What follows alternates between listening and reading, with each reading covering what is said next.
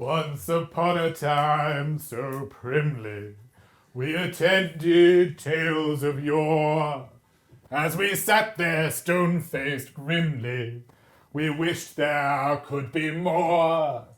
Give us tales reflecting our lives, sex positive and gay. Not the king obeying good wives, not Victorian mores. Cinderella and her princes dancing at the ball, fairy goddaddies, twink warlocks. Let their light delight us all. Let handsome frogs kiss human pool boys. Beast spell be now his bow.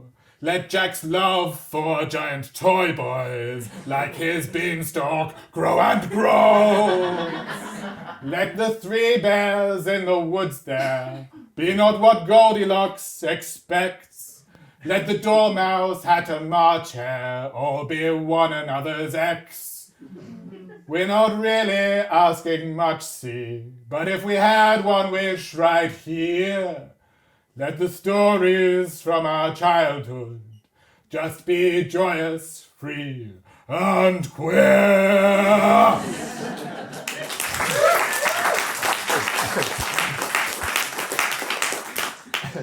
The natural pitch of my voice is a wee bit higher. When I was younger, I often used to get mistaken for my mum on the telephone. It didn't really bother me too much, although people's reactions sometimes made me think that it ought to. Later, through puberty, I would modulate the pitch of my voice down a wee bit, but it still always had that slightly lisping quality that seemed to mark me out, that made me different. That, I thought, told on me. But we're not quite there yet. Right now, I am 6 years old and prancing round the living room with way too much energy, flailing my arms in the air like this, helping my mum do the dusting, and listening to Elkie Brooks on the stereo. Never had a dance lesson in my life, but clearly absolutely nailing every glissade, every pirouette, every jeté. I am blissfully unaware that me and millions of other kids like me are being cheated out of a sound start in life, as we, who should be being taught to respect traditional moral values, are instead being taught that we have an inalienable right to be gay. Are being taught that we have an inalienable right to be gay, apparently. At least according to Margaret Thatcher, Prime Minister, who said those words and many others to rapturous applause at the Conservative Party conference on the 9th of October, 1987. In the days when wishing was still of some use, there was a princess whose favourite toy was a golden ball. One day, she was playing down by the well, in the middle of her enormous garden, in the shadow of her enormous palace, when she accidentally dropped the ball, splosh, into the well. The princess began to cry. "What's the matter, little princess?" said a small voice beside her. When she looked down, she was rather surprised to see a little frog talking to her. But, being a fairy tale princess, she took it in her stride, and she said, "Oh, good morning, Mr. Frog. Well, you see, I've just dropped my golden ball down this deep, deep well, and it is my most favourite thing in the whole wide world." The frog appeared to think for a moment, and then said, "If I fetch your golden ball for you, will you do something for me?" "Oh, yes," said the princess. "It's so lonely down here by the well. If I retrieve your golden ball, will you let me come and eat with you at the palace and accompany you wherever you go?" Well, the princess did not really want a frog for a friend, but she missed her ball so dearly, she immediately agreed. The frog hopped off into the well, splosh. After what seemed like forever, he returned and in his mouth shone the princess's golden ball. Quickly she snatched it and ran. "Wait for me," said the frog. "Remember your promise." But the princess was already gone.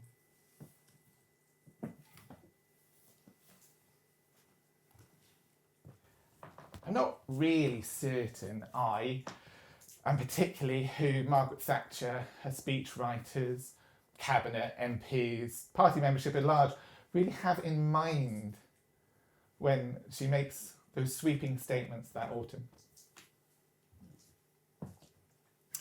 No, apparently the Prime Minister's rhetoric is aimed at inner cities and hard-left education authorities and extremist teachers, with whom the Conservative government has long been at loggerheads. This particular fight has been inflamed by material that some of these local education authorities want to supply to children and young people in their area. One such horror is a little photo book, originally in Danish, called Jenny Lives with Eric and Martin, about the day in the life of a little girl who lives with her two dads. These deviants engage in such horrific activities as going to the laundrette and planning a surprise birthday party. 6-year-old me has no idea about Jenny and Eric and Martin. I live with Chris and Grace in a leafy little mid-sized market town in quiet Somerset. A little bit hippie, I grant you. We even have one teacher who sometimes burns incense during class. But for the most part, it rarely strays too far from the comfortable conservative bosom. To be honest, by all accounts, no one, except those indulging in righteous indignation, has any idea about Jenny and Eric and Martin.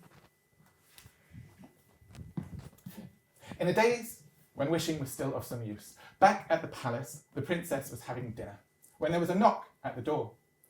The princess was very excited. She loved visitors, so she hopped down off the table and ran to answer it.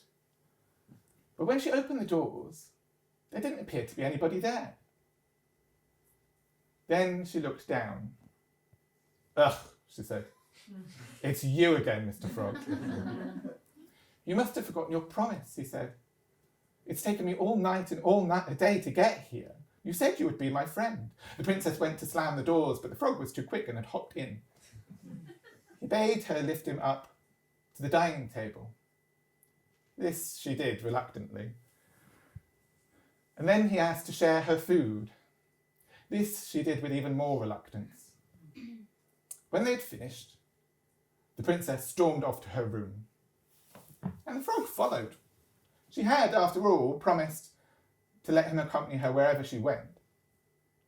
Grumpily, the princess got into bed. "I am also very tired," said the frog. "Lift me up so that I too may sleep." This was the last straw. The princess leapt out of bed to where the frog sat, grabbed him and threw him against the wall with all her might. He hit the wall with a dull thud and began to slide down.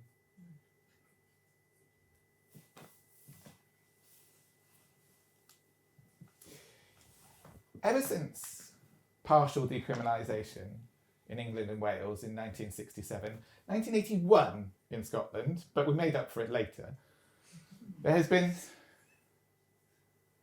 many attempts by those still reeling from us being given the right to exist even at all, to try and avoid the popularisation of homosexuality amongst the general population, as it's quite weirdly put. A certain Lord Somers says in one speech, "When one is young and at school, one is very impressionable and may just as easily pick up bad habits as good habits." There seemed to be this odd notion that once the secret was out, everyone would want to have a go. I mean, to be fair, I can highly recommend it. But none of these attempts had ever actually made it onto the statute books. On the 2nd of December 1987, barely 2 months after Margaret Thatcher's rousing speech to conference, David Wilshire, a newly elected backbench Conservative MP, puts forward an amendment to the Local Government Act to try and limit the amount of information that local authorities can provide to children and young people on the subject of homosexuality.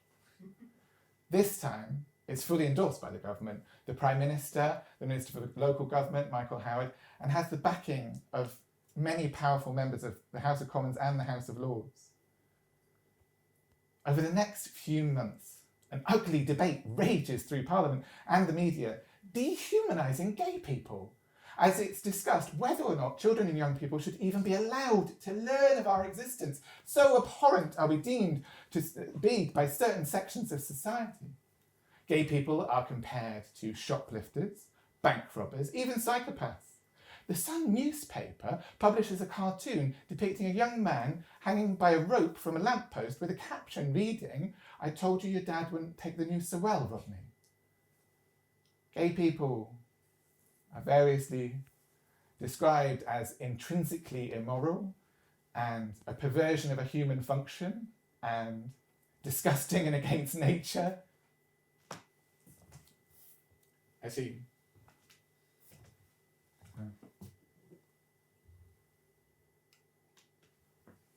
no, sorry, that last one, that wasn't said in Parliament. That was my dad.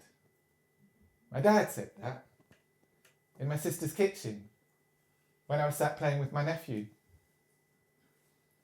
I don't have any context for it really, or how old I was, or anything else that happened that day. But that phrase stuck with me through the years until I came out, through the years subsequently, and right up today, where I stand on this stage being professionally queer. I had no concept of the pernicious words being bandied about at our highest levels of government, but I clearly heard them echoed in my dad's voice.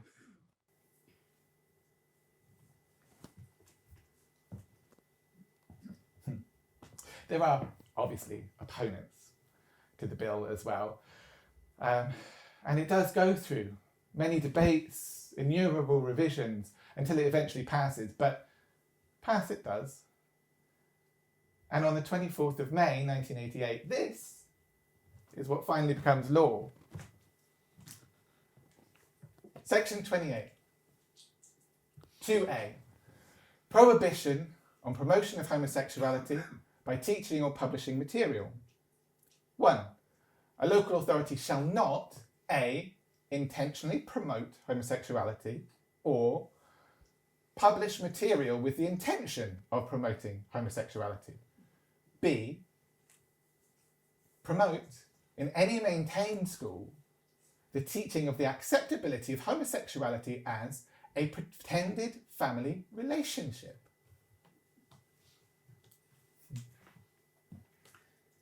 The wording of this bill is so ambiguous when it passes that schools are afraid to discuss homosexuality at all. Books are removed from library shelves. Plays by gay writers or containing gay characters are less and less performed and studied in schools. Teachers are afraid to come out. They're afraid to censure homophobic taunting, afraid to protect children from homophobic bullying.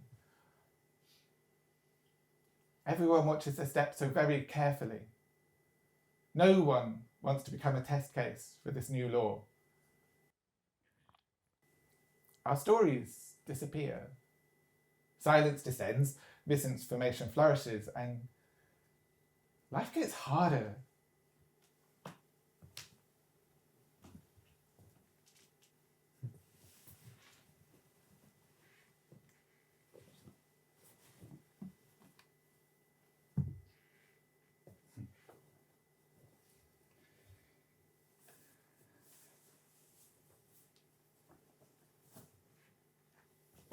Like a chorus line, I am still prancing around the living room with my arms in the air like this.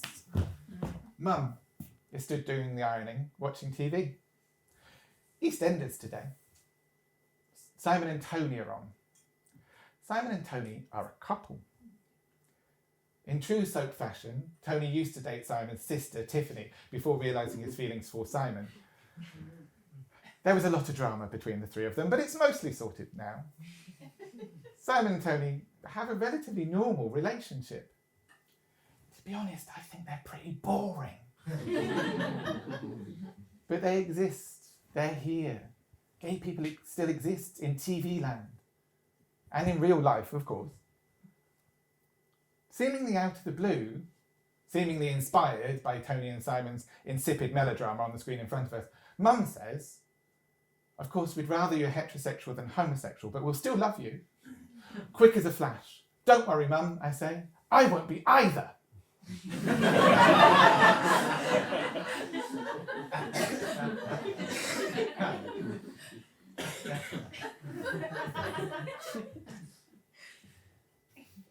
And I've got it wrong again. I can see it in her eyes. But how? I so want to be normal. I want to please my parents. I don't want to disappoint them. I want them to be proud of me. I don't want to cause them any embarrassment or hassle. Like any kid, I want a normal life and to not be different anymore. I want my parents to love me because they want to, not because they have to.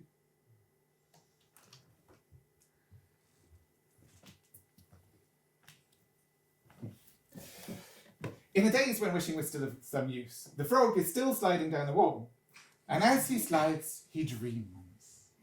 He dreams that there was a donkey who one day could not pull everything that his master wanted him to, and so his master was going to get rid of him.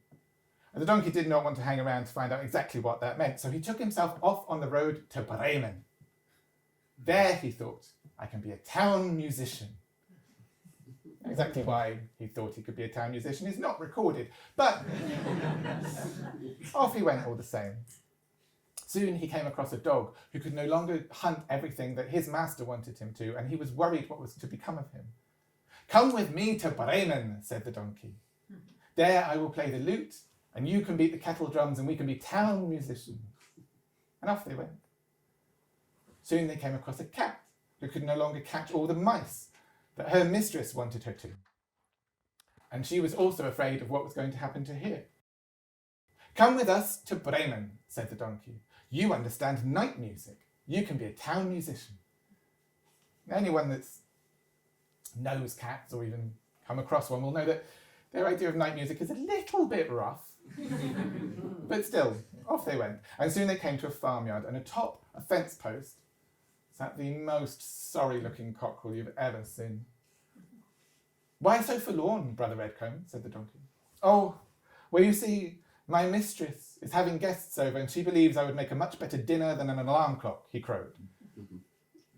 Come with us to Bremen, said the donkey. You have a beautiful voice. We will make such great music together. And off the four musicians went. Shortly, it began to get dark, and they were still in the woods many miles from Bremen. From the top of a tall tree, the cockerel spied a cottage in the distance, and they decided to go and see if they could find shelter there for the night. Peering in through the window, they saw that the kitchen table was laid with all manner of good things to eat and drink, and sat around the table was a group of robbers. The four companions made a plan. The donkey quietly put his forehooves on the windowsill. The dog ran up the donkey's back, the cat ran up the dog's back, and the cockerel perched on top of the cat's head, and then they began to make their music. The donkey brayed, the dog barked, the cat mewled, and the cockerel screeched, and making this beautiful din, they crashed in through the window, scattering the robbers into the woods, who thought they were being attacked by a ghost. The four musicians ate and drank until they could eat and drink no more. And then, as it had been such a long day, they took themselves off to bed and put the light out. The donkey found some hay to lie on in the yard. The dog laid behind the back door. The cat laid by the warm embers in the hearth. And the cockerel flew up to a perch in the roof. And then they went to sleep. Presently, the robbers thought that they'd probably been scared off too easily, particularly when they saw there was no longer a light on in the cottage. So they sent a scout back. The scout When he got there, found that everything was quiet, and he went into the kitchen to get a light. Taking a match, he mistook the cat's glittering eyes in the hearth for embers and went to strike it on them. Alarmed, the cat flew at him, hissing and scratching. The robber ran out of the back door, tripping over the dog, who bit him in the leg. Running across the yard, he bumped into the donkey, who gave him a thundering kick with his hind legs. Woken by all this commotion, the cockerel screamed from the roof into the night, "Cock-a-doodle-doo!" and the robber ran. Breathless when he reached his compatriots in the woods, the robber said, "There is a witch wickedly squatting in our house, who clawed me with her sharp claws, and a brute of a man behind the back door who stabbed me in the leg, and a monster in the yard who beat me with a massive wooden club, and a judge perched atop the roof who screamed, 'Bring the rogue to me!' So I ran as fast as I could." The robbers never dared set foot back in the cottage, but it suited the musicians very well, and they made it their home. And ever since that day, queer folk who've been rejected by their own families have been forming pretended family relationships, moving into less than salubrious areas and gentrifying them.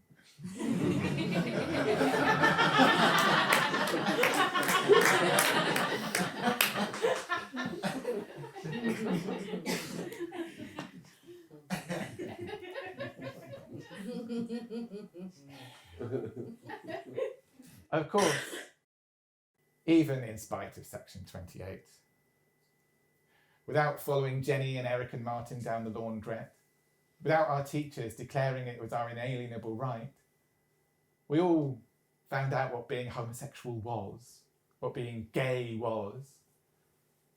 But then at that age, everything was gay. Or rather, everything bad was gay.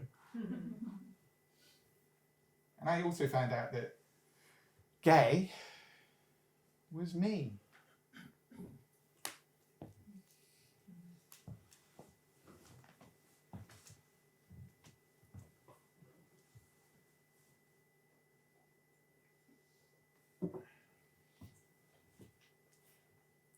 Between the ages of 15 and 18, I became a bit of a non-person.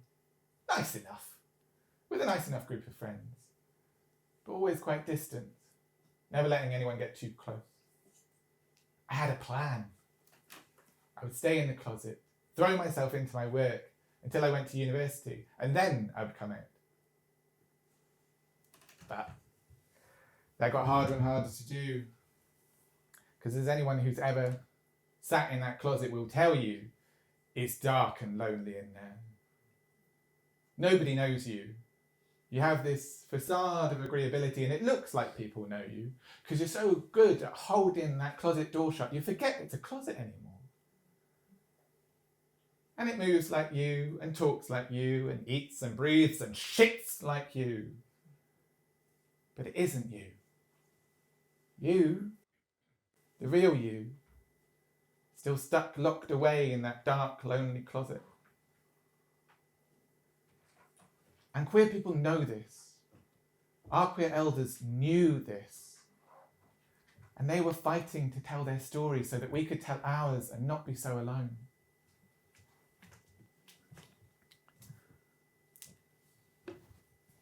I'm going to skip ahead a little bit now to an article that I found many years later in 2000, when the fight was still ongoing.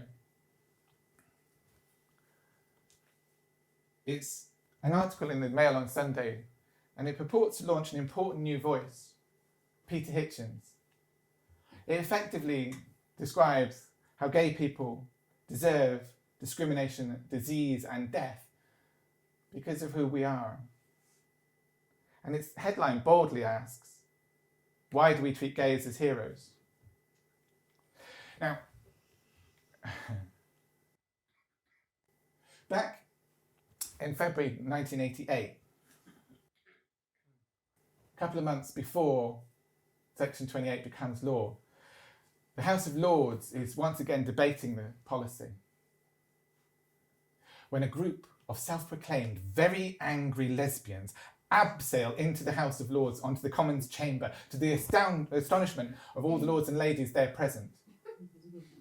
A sight never seen before or since in the House of Lords. And then, 3 months later, another group of gay women have gathered. This time is BBC Television Centre in London. After a brief kerfuffle with the security guard, they're amazed how easy it is to gain access. And then they're running up and down corridors, up and down stairs, trying to find out where they need to get to. And then all of a sudden it's there in front of them.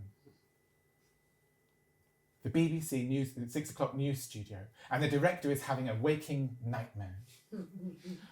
Run titles on the air. Fucking hell, we've got nutters in the studio. Get them out. Get security quickly. Get security quickly. Q, Sue. Run A, run B. Get them out. The women have barged into the studio. One of them handcuffs herself to a camera cable, the other to Sue Lawley's desk. Stop section 28, stop section 28, come their muffled cries into millions of baffled homes. Nicholas Witchell, usually sat reading the news, sits instead on a protester and covers her mouth. Sue Lawley tries to finish the headlines, and then the floor manager cuts to a pre-filmed segment, and the crew rush on to take the protesters out of the studio. They do eventually make headlines, but none of them particularly complimentary. Loony lessies. Gays in TV raid on Sue. Bead man sits on lesbian.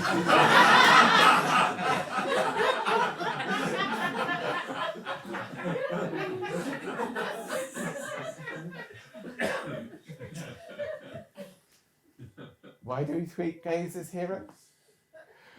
Because they risk being sat on by Nicholas Witchell to get their voice heard on the BBC 6 o'clock news. Because they abseil into the House of Lords to protest a pernicious bill which seeks to silence them. Because they protest on the streets in their thousands as hostility rains at them from the media and from politicians who are supposed to be looking out for them.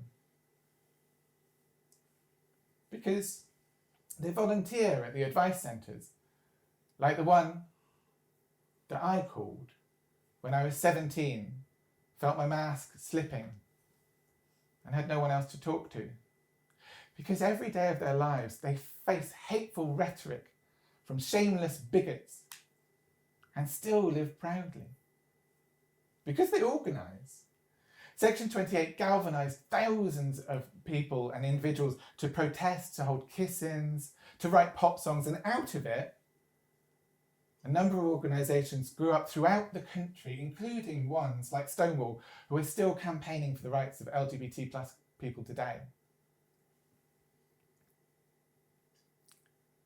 But Section 28 still passed, and it was not overturned overnight. And I still did not come to terms with myself overnight either.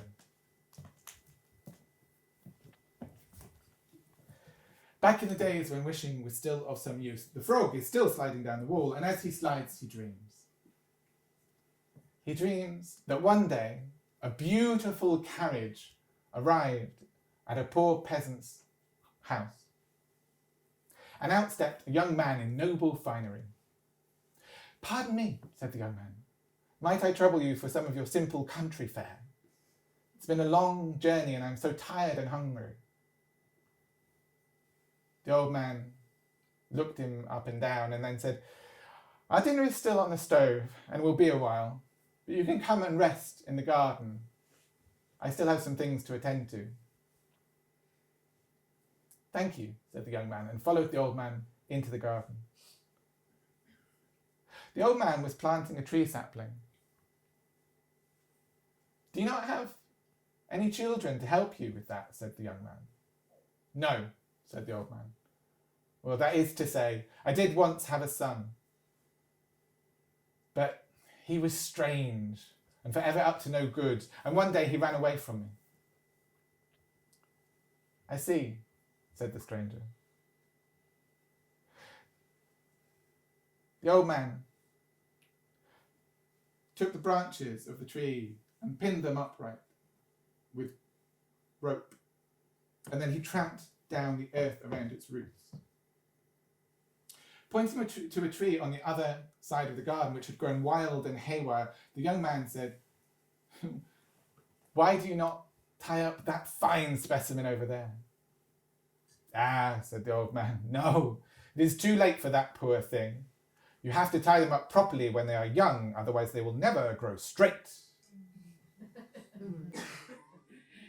"I see," said the young man. "And can I ask, would you recognize your son if you ever saw him again?" "I honestly do not know," said the old man. "Such a long time ago, and he must have grown so wicked. But he did have a birthmark on his right shoulder in the shape of a bean." At this, the young man threw off his fine cloak and his fine shirt and showed on his right shoulder a birthmark in the shape of a bean. "Oh, but you cannot be my son," said the old man. "You must be a nobleman." "Ah, it is true," said the young man. "I have done extremely well for myself. I am a master thief." The old man looked at him appalled. "Oh, do not fret, father. I am extremely good at what I do. But I am not cruel. I only steal from the rich a little of what they can afford and give to those in need. I would never steal from the poor." But the old man's face didn't change. He was still appalled. And the thief's mother, who had overheard all this from the cottage, poked her head out of the cottage and said, "No matter that he is a thief. He is our son, and he is returned to us, and I am so joyous about that." And then the three of them sat down to have a hearty, homely meal together. And the next day, the ruling count found out what he was and banished him forever.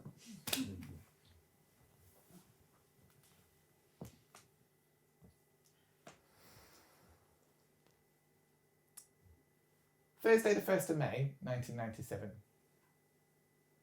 Labour win a landslide election victory to the tune of Dee Ream's clubby anthem, "Things Can Only Get Better."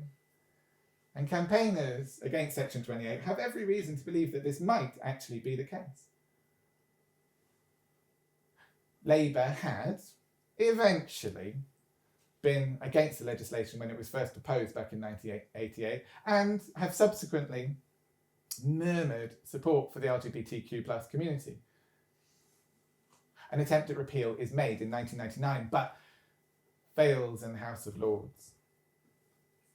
The government are cagey about losing new voters and reluctant to push it, and things rumble on.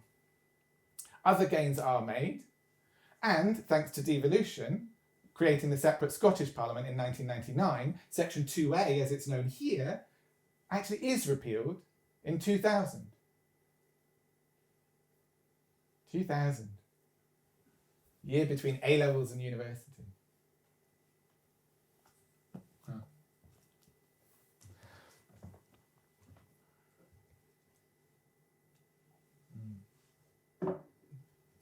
So, how was the plan going? The one where I was going to throw myself into my work, stay in the closet, not tell anyone anything until I got to university? Yeah. I realised the major flaw in that plan was me. I needed people. I couldn't stand to be alone. So I'd come out to one person, my best friend. Her reaction was mixed. We stayed friends, and good ones, but she made it clear that the whole thing made her uncomfortable. At various times, she said, "I don't like it. I think it's unnatural. I just about tolerate it.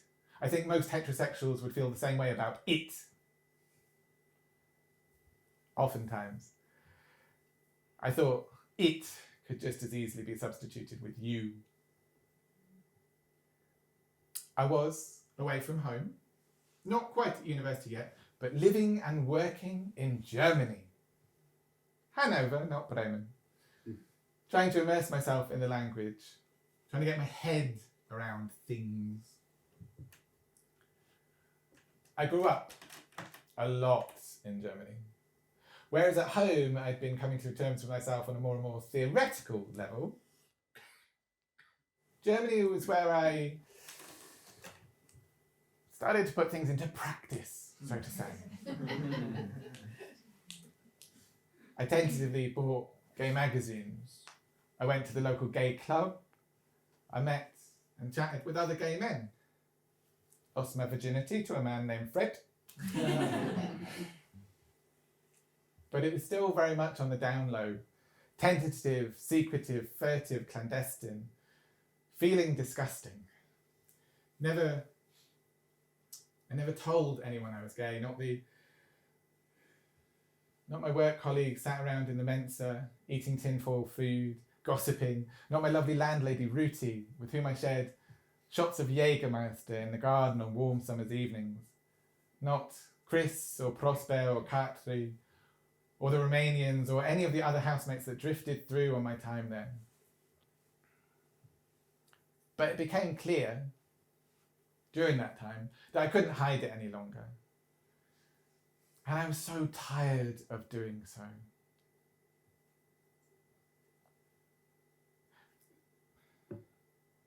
The pain of not telling anyone, of lying to my parents especially, was breaking me.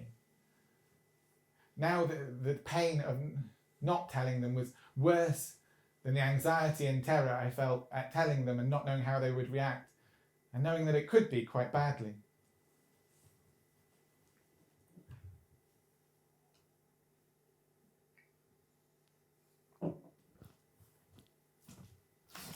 March 2000. I've come home for a bit of a break. If I don't say something now, it's going to be disastrous, apparently. I'm in the big kitchen where I did most of my growing up before Germany. Crouched down at the washing machine. I speak into it as I load it with far too much laundry.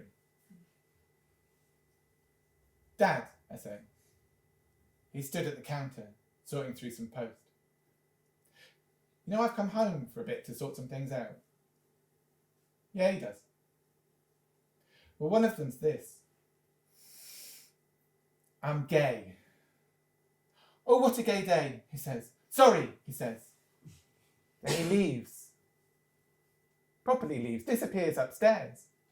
I'm still crouched in front of the washing machine like a muppet. What was that? He'll be all right. You will be all right. We'll be all right, right?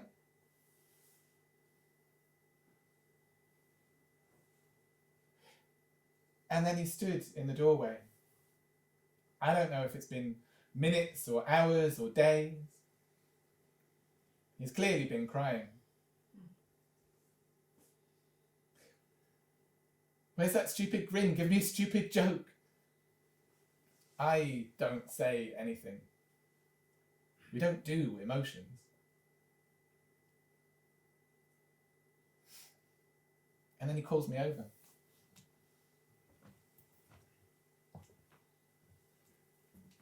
He puts his arms around me, hugs me. You're still my son, he says, and you're still brilliant.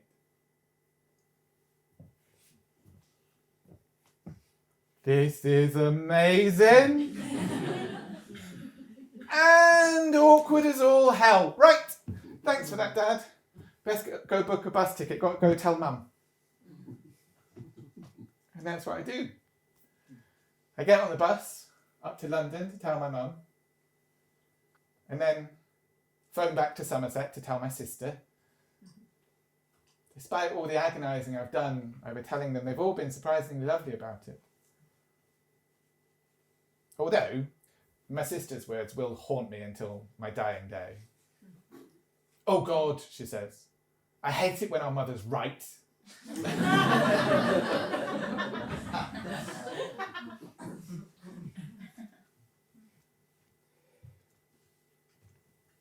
And also, important as it is, coming out that once is never the end. Even though my parents had been so very accepting, and there was definite signs of things improving in the wider world, long years of worry and secrecy have a tendency to do a number on you. And I still hadn't fully accepted myself. I ache for the boy sat in his window looking out at a black sky in such despair, grieving for a life of love and happiness he thinks is lost to him because of the disgusting person he is. Desperately trying to convince himself that he's a good person and that his homosexuality is natural. Never quite believing it. Inevitable it might be, but never natural. Rereading the letter that he wrote, but never sent, to the Daily Mail decrying the government's obsession with repealing Section 28. Tracing the circular scars of self-inflicted cigarette burns on his arms, desperately wanting to feel normal. Takes a long time to undo that sort of indoctrination.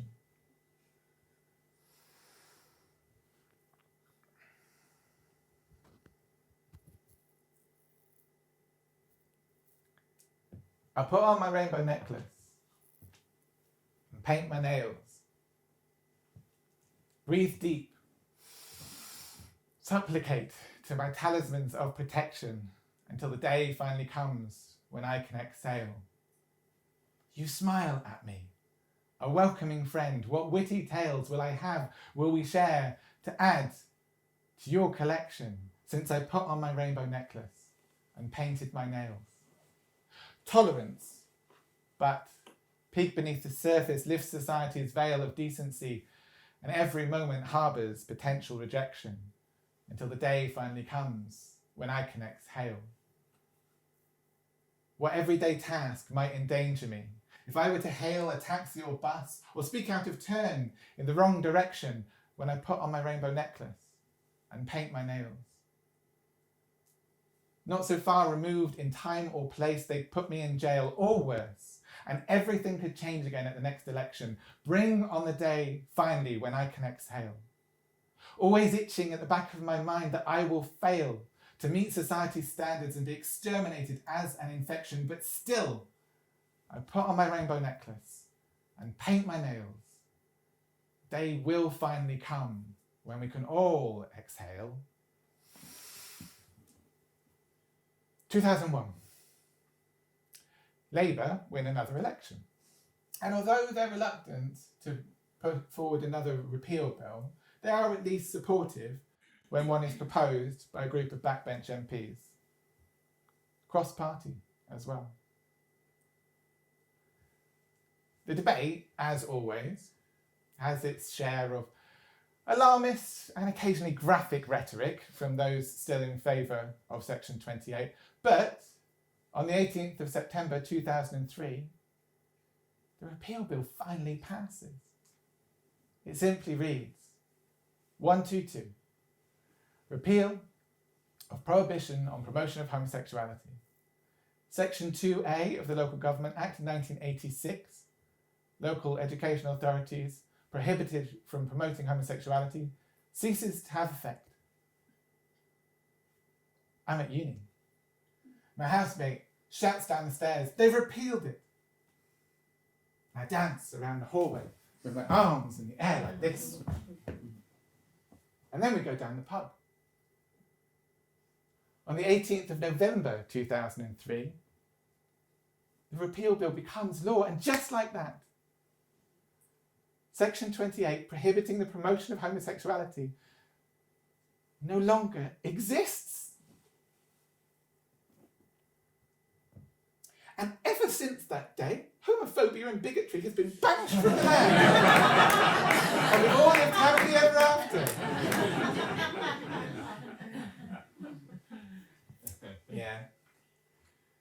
Anti-LGBT plus rhetoric is on the rise again in the media, at party conferences, and at our highest levels of government.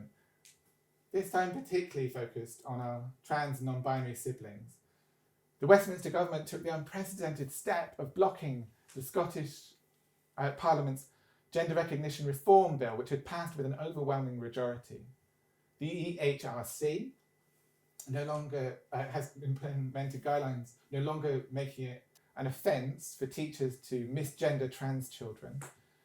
And other guidelines are being considered around social transitioning in schools, which do not centre the child's needs. The government has stopped officially working with Stonewall. And in June of this year, 2023, MP Andrew Bridgen put forward a motion to ask leave to put forward a bill to prohibit the promotion of social transition practices in schools and prohibit the promotion of gender identity. Yeah, the wording is eerily familiar. Also, echoing the past, he said that we have a duty to safeguard children. But you ask those queer children when they become queer grown-ups what they need. They need acceptance and love. They need to be told that they're not wrong, that they're not disgusting and against nature, that they're not alone. And they're not. When this particular bill was proposed, MP Ben Bradshaw gave an impassioned counter speech ending, "This bill is not about safeguarding children, and it is not about the smooth running of our schools. It is about a cynical but completely transparent attempt to stoke the culture wars on the back of our most vulnerable minority and their families. It is despicable, and I urge members in this House to give it a resounding thumbs down." And they did. We've seen these fights before, and we are at least a little ahead of the game. Despite some very loud voices, there is evidence to suggest that the UK population is actually fully in favour of trans folk. The organisations already exist with long histories of combating this kind of discrimination. The Scottish Government is taking the Westminster Government to court over its blocking of the Scottish Gender Reform Bill. And more than anything, queer folk exist in ever greater numbers. Positive representation in the media and in all walks of life has exploded since I embarrassedly sat watching Simon and Tony on EastEnders with my mum. There's even an LGBTQ plus pride in my hometown now.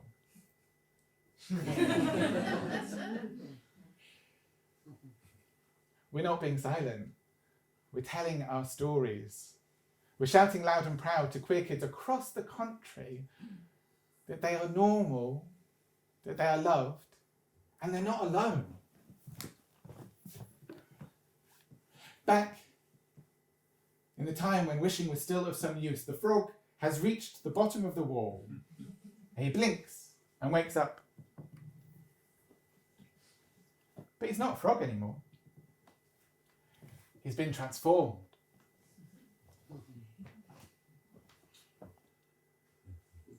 Into a handsome prince with kind and beautiful eyes.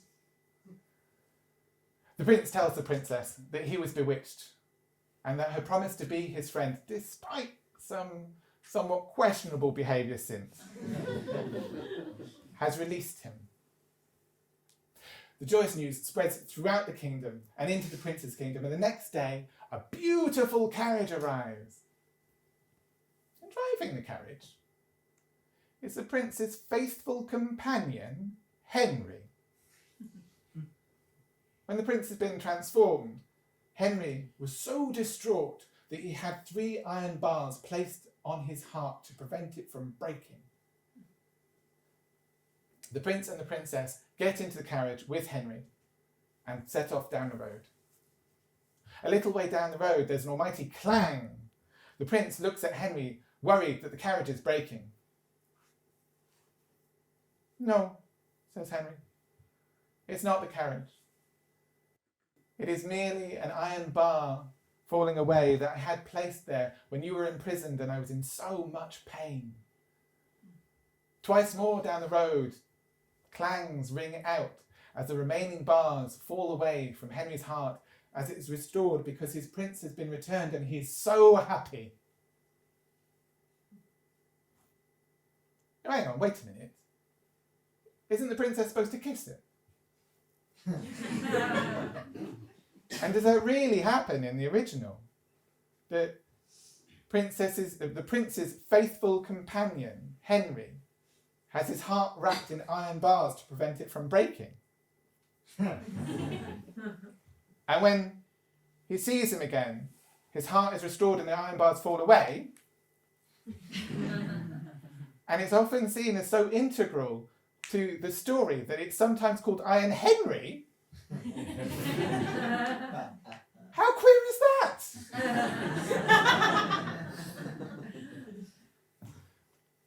LGBTQ plus people have always existed. And even in these most traditional of tales, pared back, censored, rewritten to avoid every expression unsuitable for children, we find ourselves master thieves, huntsmen wives, princesses defying tradition and rescuing princes, male giants suckling their young, cunning tailors using brain over brawn, changeling children, 3 soldiers defeating the devil and ending up living together, a soldier and a peasant ending up living together, a soldier and a king ending up living together. Seriously, a lot of soldiers in some decidedly queer-looking relationships. Faithful steeds who are actually princes.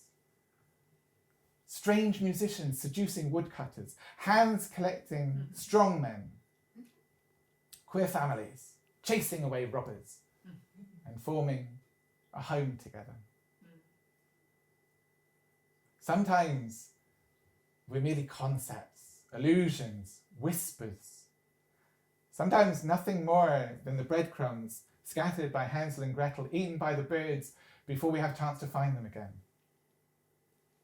But sometimes, sometimes, we are great big old gay Henry, wrapping his heart in iron bars for the love of his prince. We do have the inalienable right to be gay, the inalienable right to be lesbian, to be bisexual, to be transgender, to be non-binary, to be gender fluid, to be asexual, sapiosexual, pansexual, to be homoromantic, aromantic, polyromantic, undecided, just generally a little bit queer. Anything and everything that we are, we have the inalienable right to be human and to have our stories told. These are days when wishing is still of some use.